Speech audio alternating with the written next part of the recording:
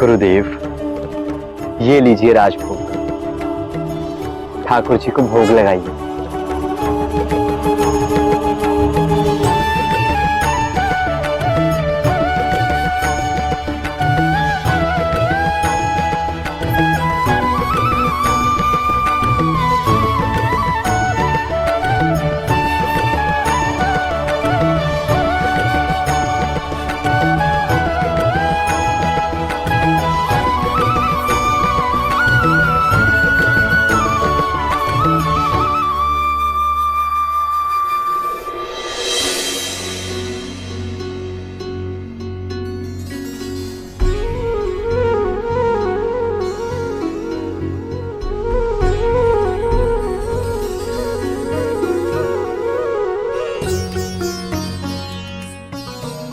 हे सर्वेश्वर,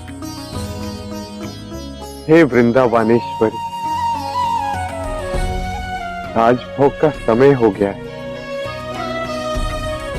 कृपया भोजन ग्रहण करें।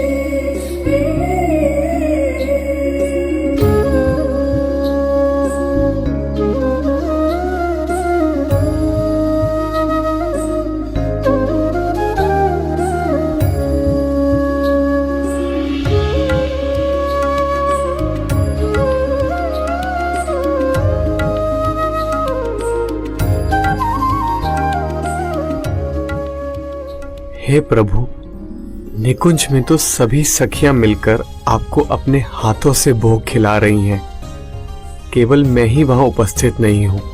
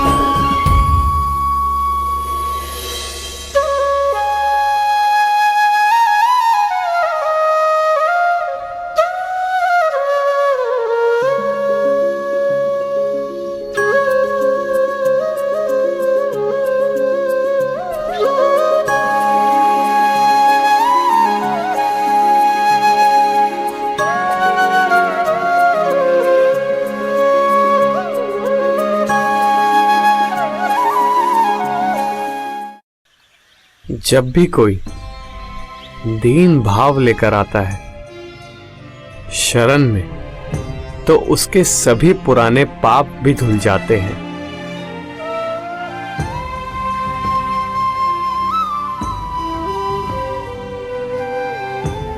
भक्ति में सेवा का भाव होना चाहिए।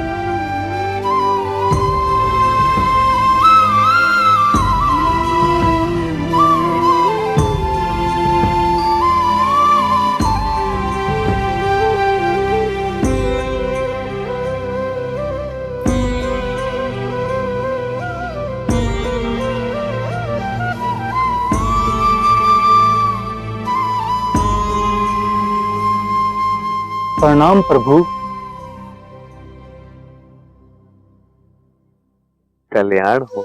हे प्रभु, यदि आपकी अनुमति हो तो क्या मैं कुछ प्रश्न पूछ सकता हूँ? पूछिए, आप क्या जानना चाहते हैं? भगवान, मैं अनपढ़ ग्वाला, मुझे घर के काम से समय नहीं मिलता। मैं भक्ति वंदना कैसे करूं? ना तो मुझे पाठ करना आता है, ना विधि विधान आता है। मैं किस प्रकार भगवान की भक्ति कर सकता हूं?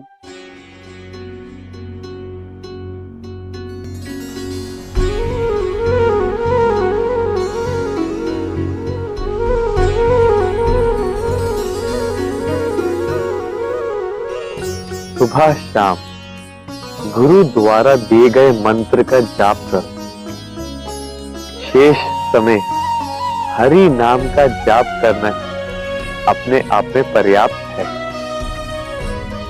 यदि इतना कर पाओ तो निष्ठा पूर्वक करने से भगवान की प्राप्ति हो सकती है। केवल श्री हरि की प्रसन्नता के लिए संसार के समस्त कार्य करो, परंतु कोई बुरा कर्म ना हो, कोई पाप ना करो, केवल कर्म करो और श्री हरि का नाम स्मरण करो। क्या इतना करना पर्याप्त है? मेरा तो कोई गुरु भी नहीं है। अधिक विधि विधान की आवश्यकता नहीं है। अपने कर्तव्य का पालन करो। कर्म करते हुए सच्चे मन से हरि नाम लो, इतना ही पर्याप्त है। भगवान, मैं आपको अपना गुरु बनाना चाहता हूँ। अवश्य। श्रीनिवास, इनकी दीक्षा की पूर्व संस्कार कर दीजिए।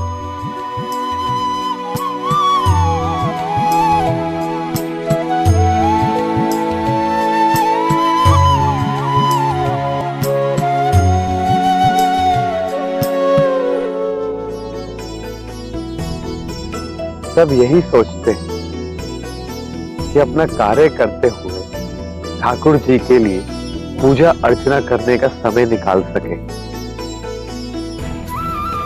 उस अनपढ़ चरवाहे के मन में भी भक्ति है, परंतु उसके पास समय का अभाव था। परंतु अब वह भक्ति का सार समझ चुका है, तो उसके पास समय ही समय है। भगवान निम्बारकाचार्य की जय।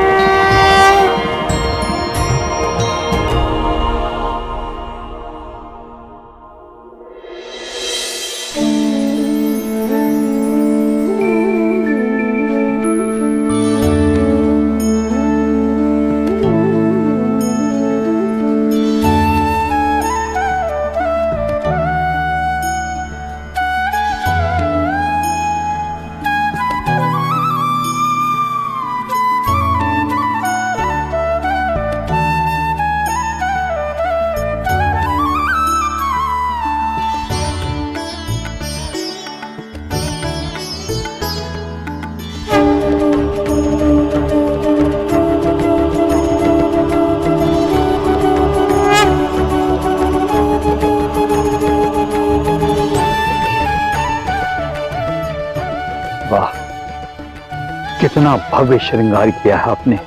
ये देखकर गुरुदेव प्रसन्न हो जाएंगे। श्रीनिवास जी, आप स्वयं शंखावतार हैं और श्री राधा रानी की नव्याशा सखी भी, इसलिए आपने इतना अद्भुत श्रृंगार किया है। मैंने तो केवल प्रयत्न किया, कदाचित गुरुदेव को भी अच्छा लगे।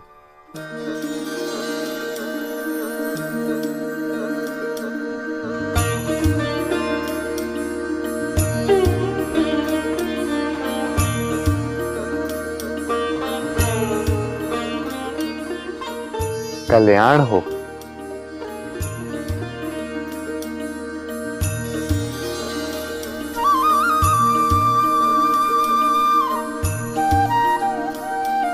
अद्भुत, कितना सुंदर श्रृंगार है।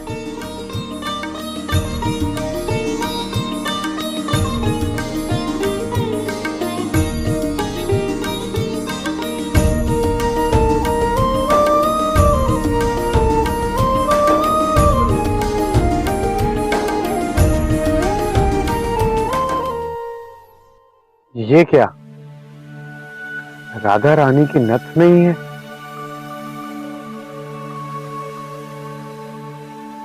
इसके बिना श्रृंगार अधूरा है।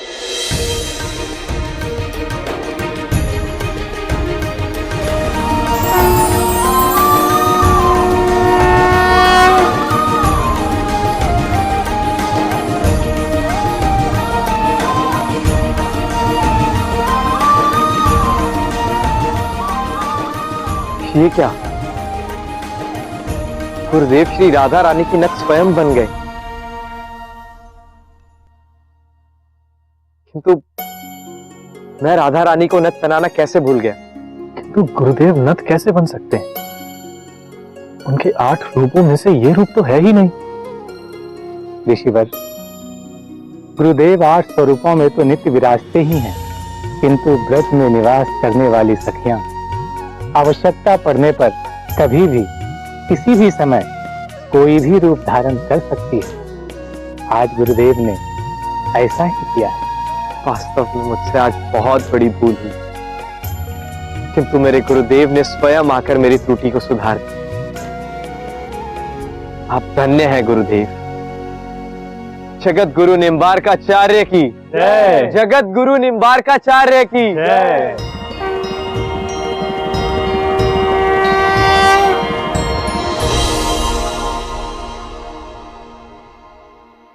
आज मैं आप सबको अपना संपूर्ण ज्ञान प्रदान करना चाहता हूं और साथ ही में एक व्रत भी धारण करने की आज्ञा देता हूं, जो व्रत पंचक के नाम से जाना जाता है। हे गुरुदेव, कृपया हमें व्रत पंचक के संदर्भ में बताइए और हम उसका पालन कैसे करें? अवश्य। व्रत पंचक मेरे बनाए गए 5 नियम हैं, अर्थात 5 प्रतिज्ञाएं हैं, जिसे सभी वैष्णवों को धारण करना है। पहला नियम एकादशी व्रत और श्री हरि के विभिन्न अवतारों की जयंती मनाना। दूसरा नियम वैष्णव पंच संस्कार। तीसरा नियम बिना भोग लगाए खाना न खाएं और चरणामृत का नियमित पान। चौथा नियम एकल भगवान श्री कृष्ण की उपासना न की जाए, सदैव श्री राधा कृष्ण की युगल छवि की उपासना करनी चाहिए। और 5वां नियम किसी को मन, कर्म, वचन द्वारा दुख ना पहुंचे। जो भी मेरा शरणागत हो चुका है, उन्हें इन 5 नियमों का पालन करना है। गुरुदेव, एकादशी व्रत और श्री हरि के विभिन्न अवतारों की जयंतियों के बारे में कुछ बताएं और दीक्षा लेना क्यों आवश्यक है? एकादशी व्रत सभी व्रतों से उत्तम है, कल्याणकारी है। एकादशी व्रत सर्वोपरि है।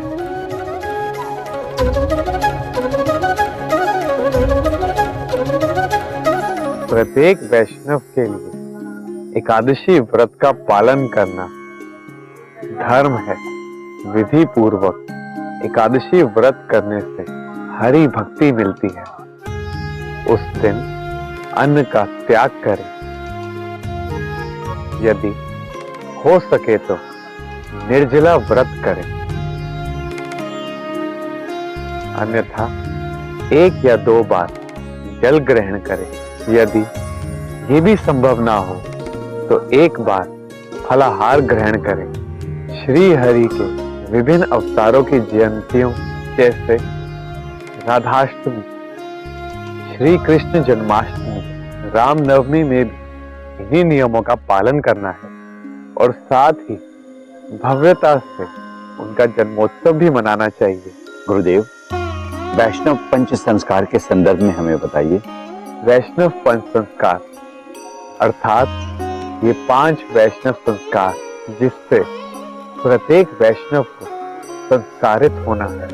प्रथम संस्कार है द्वादश तिलक धारण करना। दूसरा, भुजा पर शंख चक्र की छाप धारण करना। तीसरा, गले में कंठी धारण करना। चौथा संस्कार है गुरु मंत्र अर्थात दीक्षा संस्कार। और पांचवा, गुरु द्वारा नामकरण संस्कार। ये पांचों संस्कार गुरु परंपरा से ही संभव है। सदा स्मरण रहे, परमेश्वर से चली परंपरा ही वैदिक अनादि परंपरा है। इन्हीं परंपराओं के अनुसार जो वैष्णव संस्कारों का विधि पूर्वक पालन करता है, उसे ही निकुंज में प्रवेश करने का सौभाग्य प्राप्त होता है। ये हम सबका कर्तव्य है कि कोई इन नियमों का उल्लंघन ना करे, वरन दृढ़ता पूर्वक उनका पालन करे। गुरुदेव, हमें शक्ति दीजिए ताकि हम भी व्रत पंचक को धारण कर सकें। जगत गुरु निम्बार्काचार्य की जय। जगत गुरु निम्बार्काचार्य की जय। जगत गुरु निम्बार्काचार्य की जय।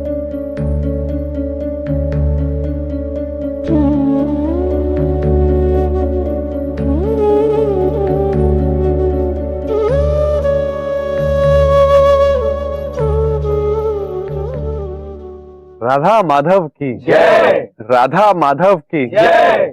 राधा माधव की जय।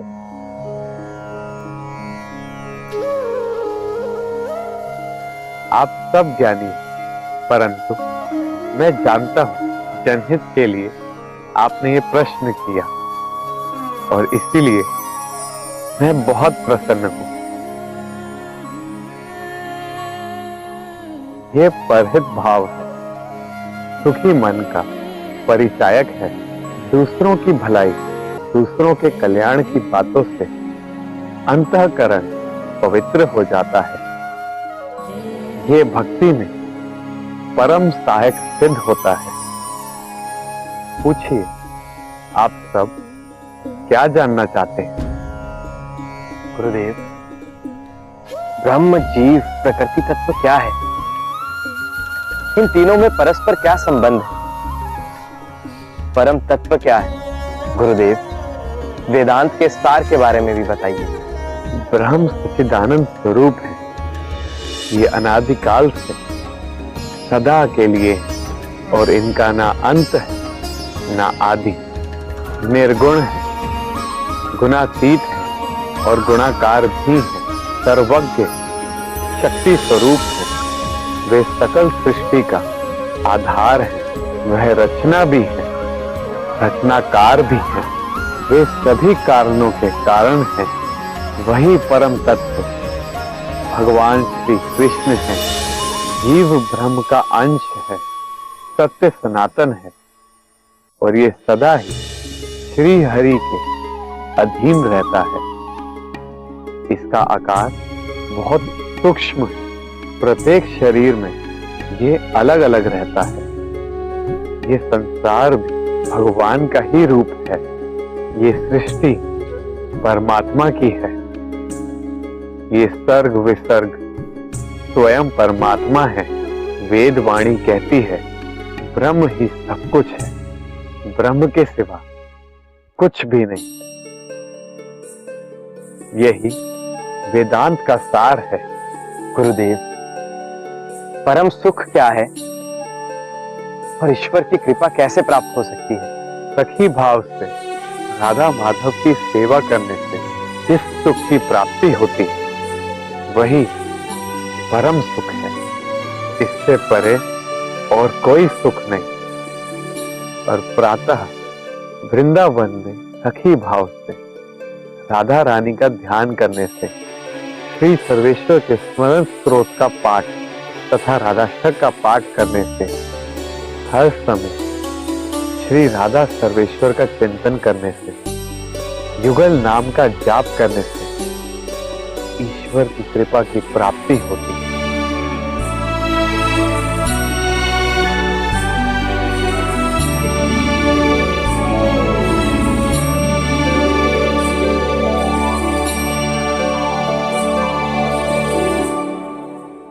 गुरुदेव, सखी भाव से सेवा चिंतन किस प्रकार की जाए?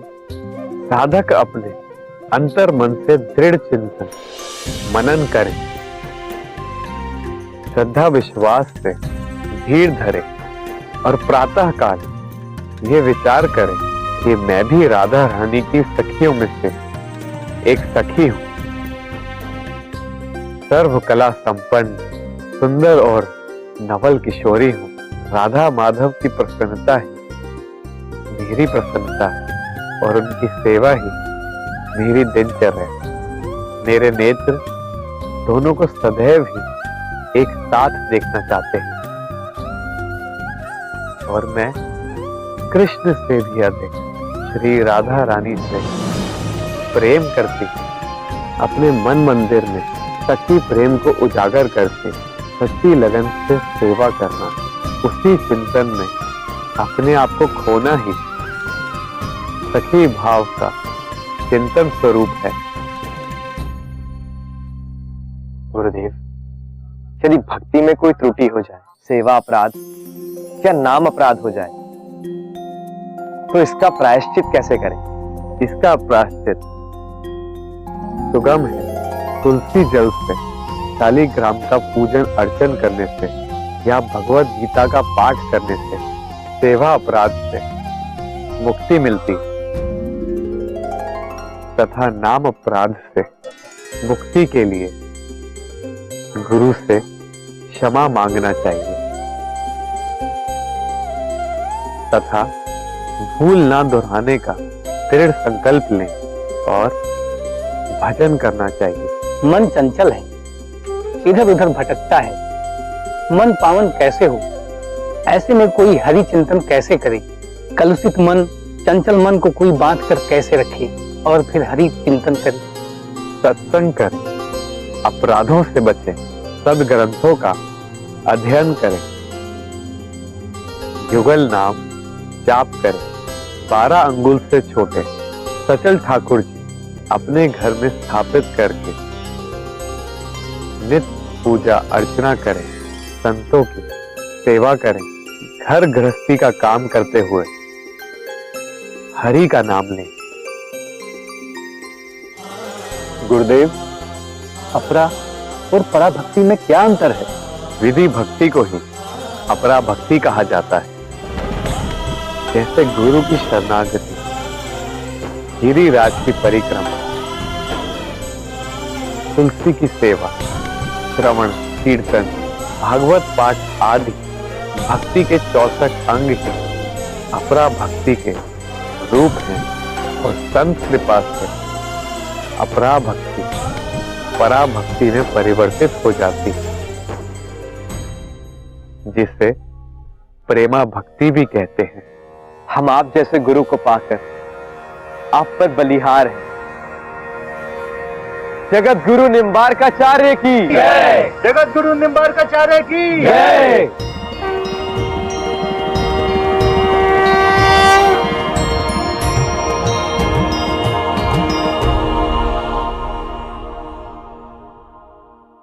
वत्सोदुम्बर, इन 4 दिनों में तुमने जो कुछ भी सुना है, मनन किया है, उन सब का एक ग्रंथ के रूप में संकलन करना है।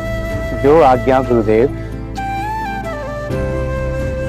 गुरुदेव, अंधकार के जंगल में सारा संसार भटक रहा है, आपने ज्ञान रूपी सूर्य बनकर उसे मिटा दिया। ज्ञान में आप सूर्य समान हैं। आपका संग न छूटे, आपकी सेवा प्राप्त होती रहे, यही हम सबकी प्रार्थना है।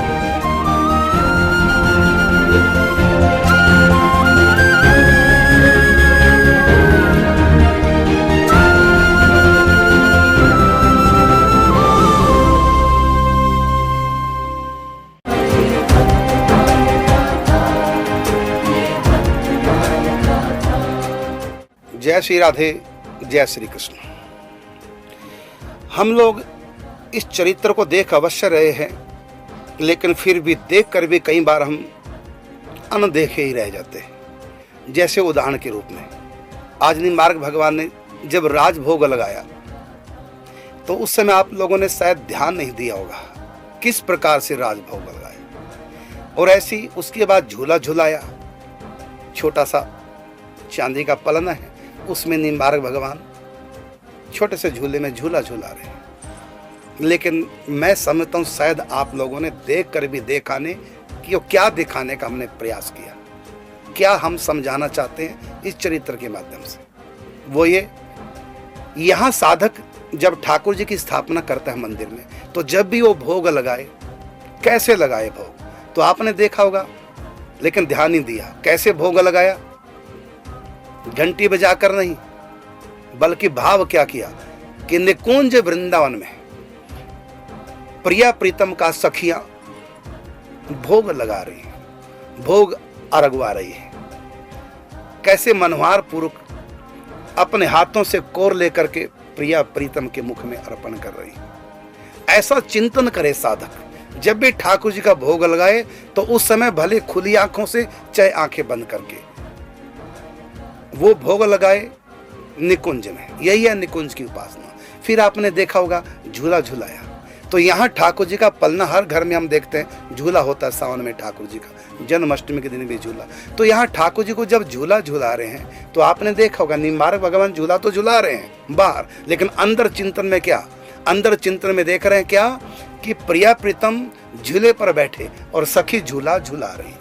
और वो सखी कौन? वो स्वयं अपना भाव कर रहे हैं कि मैं अपने प्रिया प्रीतम को झूला झूला रही हूं। ऐसे हमको सेवा करनी है, ये सिखाया गया इस चरित्र के माध्यम से आपको। आप जब भी ठाकुर जी को मंदिर में भोग लगाएं, साथ में चिंतन करें कि सखियां 56 भोग प्रिया प्रीतम को अरगवा रही है।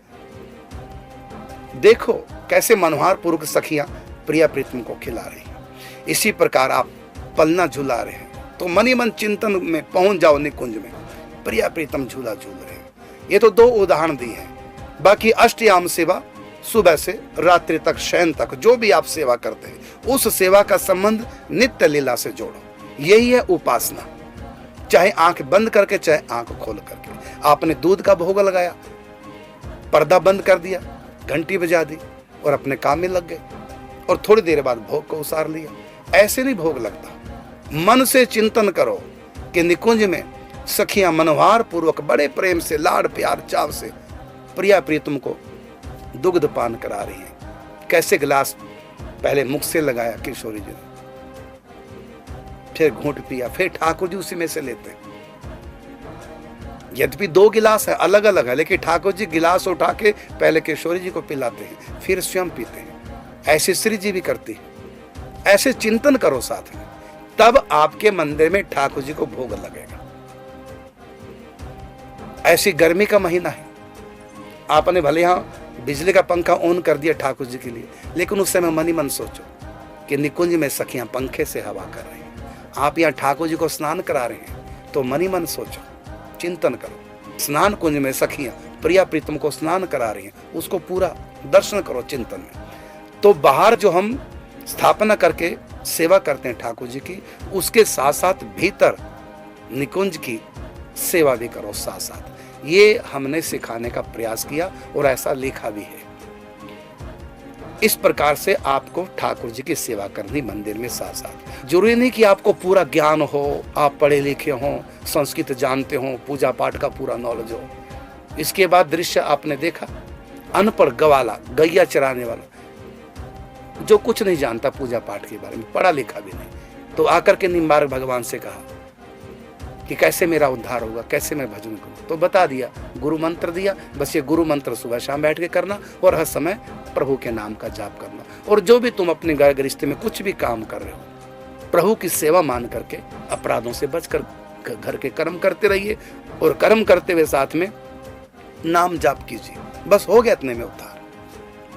ज्यादा पढ़ाई लिखाई की आवश्यकता नहीं, ज्यादा जानने की आवश्यकता नहीं। तो उस चरित्र के माध्यम से आपको बताया गया किस प्रकार से अनपढ़ व्यक्ति जो कुछ नहीं जानता वो भी प्रभु प्रेम की प्राप्ति कर सकता। बस नाम जाप करे और सुबह शाम गुरु मंत्र का जाप करे जो गुरु से मिला है, और दिन भर अपने घर गृहस्थी के काम करते हुए नाम जप का अभ्यास करें और अपराधों से बचे। बस इतने से भगवत प्राप्ति। इस प्रकार निम्बार्क चरित्र से बहुत कुछ आप लोगों को बताया जा रहा है। उसके बाद फिर नथ का बताया, नथ पहनाना भूल गए, लापरवाही हो गई, प्रभु इच्छा से ऐसा हुआ, स्वयं भगवान निम्बारकाचार्य जी नथ बन गए। तो इस माध्यम से ये दिखाया गया कि निकुंज में सखियां जब चाहे नथ बन जाएं, जब चाहे वो कंगन बन जाएं, जब चाहे वो बिंदी बन जाएं, केवल सखियां ही ये अपना सखी के स्वरूप में नहीं होती, जब चाहे वस्त्र अलंकार बन जाए, सैया बन जाए, सिंहासन बन जाए। तो केवल नथ का एक दिखाया गया उदाहरण, क्योंकि घटना शास्त्र में आती है, निम्बार्क भगवान का एक रूप नथ भी है। तो इसके माध्यम से आपने देखा तो सही, लेकिन आपने उसको सीरियल देख करके, कथा स्टोरी मान करके देख लिया, लेकिन सच्चाई क्या है कि वो कथा हमको सिखा क्या रही है? ये समझा रही है कि सखियां जब चाहें वहां श्रृंगार बन जाती है। इस प्रकार छोटे छोटे बहुत रहस्य खोले गए। फिर आप दोबारा से निम्बार्क चरित्र देखना शुरू से प्रतिदिन का, फिर देखना में छोटी छोटी बातों में वहां पर हम क्या दिखा रहे हैं। आपका ध्यान केवल स्टोरी की तरफ रहता, अब क्या हुआ, अब क्या हुआ, लेकिन वो स्टोरी हमको दे क्या रही है, इसकी तरफ आपका ध्यान नहीं जाता। तो निम्बार्क चरित्र ऐसा नहीं कि वो आपके मनोरंजन के लिए है, या एक स्टोरी कल आपको मन स्टोरी देख करके आपको थोड़ा सा अच्छा लगे, एक मनोरंजन सा हो, ये लक्ष्य लेकर के हमने निम्बार्क चरित्र नहीं बनाया। हमने निम्बार्क चरित्र बनाया किस प्रकार साधक साधना करके भगवत प्राप्ति करता है, किस प्रकार संत आंख बंद करके चिंतन करते हैं लीलाओं का। कल भी आपने देखा, बैठे हैं, लेटे हैं, लेटे लेटे बैठे बैठे निकुंज की लीलाओं का चिंतन कर रहे हैं। कहीं लुका छिपी का खेल चल रहा है, कहीं पकड़म पकड़ाई का खेल चल रहा है, कहीं राधा रानी एक सरोवर के पास बैठी हुई है, कहीं पर राधा रानी ठाकुर जी की फेंड से बंसी निकाल के कहती हैं बंसी बजाइए। ये छोटी छोटी लीलाएं दिखा करके हम ये आपको बताना चाहते हैं कि आप भी ऐसा ही कीजिए, करिए घर के सब काम धंधे और साथ में लीलाओं का चिंतन कीजिए। तो आप इस तरफ ध्यान नहीं दे रहे हैं, आपका ध्यान मनोरंजन की तरफ है और एक स्टोरी कि मनोरंजन तो कुछ है नहीं, हंसी मजाक कुछ है नहीं, इसमें रोना धोना कुछ है नहीं, एक ऐसी सिंपल सी स्टोरी चल रही है। आप स्टोरी को मत देखिए, आप देखिए कि ये निम्बार्क चरित्र हमको क्या दे रहा है। हमको भी वैसे ही करना है, कैसे हमको भगवत प्राप्ति करनी है, कैसे संत आंख बंद करके और आंख खोल करके कैसे चिंतन करते हैं निकुंज लीलाओं का। तो 2 दिन से आप निकुंज लीलाओं को देख रहे हैं। अभी आज ठाकुर जी को राजभोग लगाया और साथ में चिंतन कर रहे हैं कि निकुंज में सखियां राजभोग लगा रही हैं। यहाँ पर ठाकुर जी को झूला झुला रहे हैं और चिंतन में सखी झूला झुला रही है प्रिया प्रीतम को। कदम के वृक्ष पर झूला पड़ा, वो दर्शन। तो ये आपको दिखाया जा रहा है, आप कुछ और देख रहे हैं। जो हम दिखाना चाह रहे हैं चरित्र के माध्यम से, आप उस चरित्र को देखिए और अपने जीवन में प्रत्येक घटना आपके लिए है, आपको भी वैसा ही करना है। घर गृहस्थी के काम धंधे करते हुए ऐसी अनपढ़ ग्वाला का दिखाया, तो उसमें भी देखो अनपढ़ व्यक्ति जो कुछ नहीं जानता आध्यात्म के बारे में, वो भी नाम जप के द्वारा अपने कर्तव्य कर्म को प्रभु के निवेदित करता हुआ मेरे प्रभु की खुशी के लिए कर्तव्य पालन कर रहा हूँ, और कर्तव्य पालन करते नाम जप का अभ्यास करें। इतने से भगवत प्राप्ति कोई कठिन नहीं है। तो इन घटनाओं से यही आप लोगों को सिखाया जा रहा है। तो जो हम सिखाने का प्रयास करते हैं, आपका ध्यान उधर रहना चाहिए। उसके बाद फिर व्रत पंचक के बारे में बताया, उसमें बिना भोग लगाए नहीं खाना, एकादशी का व्रत करना है, और अकेले कृष्ण की उपासना न करके जो निकुंज के उपासक हैं वो युगल की उपासना करें, और कैसे वो पंच संस्कार होते हैं, वो सारा कुछ उसमें प्रश्न उत्तरी कार्यक्रम ये बताया गया। ऐसा नहीं कि मैं अपनी मर्जी से ऐसा स्क्रिप्ट हमने तैयार किया, ऐसा नहीं है, ग्रंथ में लिखा है। ये जो चरित्र है ये भगवान निम्बार्क का चरित्र है। तो इसमें जो जो लिखा हम वही दिखा रहे हैं, और इसमें चरित्र में हमारा यही प्रयास है कि आप कुछ सीखें। इसलिए हम छोटी छोटी घटना को भी थोड़ा विस्तार ले लेते हैं। और कई लोग तो जिनको जो मनोरंजन खोज रहे हैं समय, वो बोर भी हो जाते हैं, जिनको साधना नहीं करनी। दरअसल निम्बार्क चरित्र ये साधकों के लिए है, आम लोगों के लिए नहीं, जो मनोरंजन चाहते हैं। तो ये सच्चे साधकों के लिए है, क्योंकि मनोरंजन के लिए तो फिर कल्पना बीच में डालते हैं, मन गढ़ंत बातें बीच में डाल देते हैं, हंसी मजाक डाल देते हैं, कुछ भी मन गढ़ंत, उससे मनोरंजन तो हो जाता है, लेकिन वो चीज साधकों को जो मिलनी चाहिए वो उनसे नहीं मिल पाती। क्योंकि चरित्र संतों का बनाया है, इसमें संतों का हाथ है, संतों की लिखी स्क्रिप्ट है। तो इसलिए इसको उस दृष्टि से देखो जिस दृष्टि से हमने इसको बनाया है।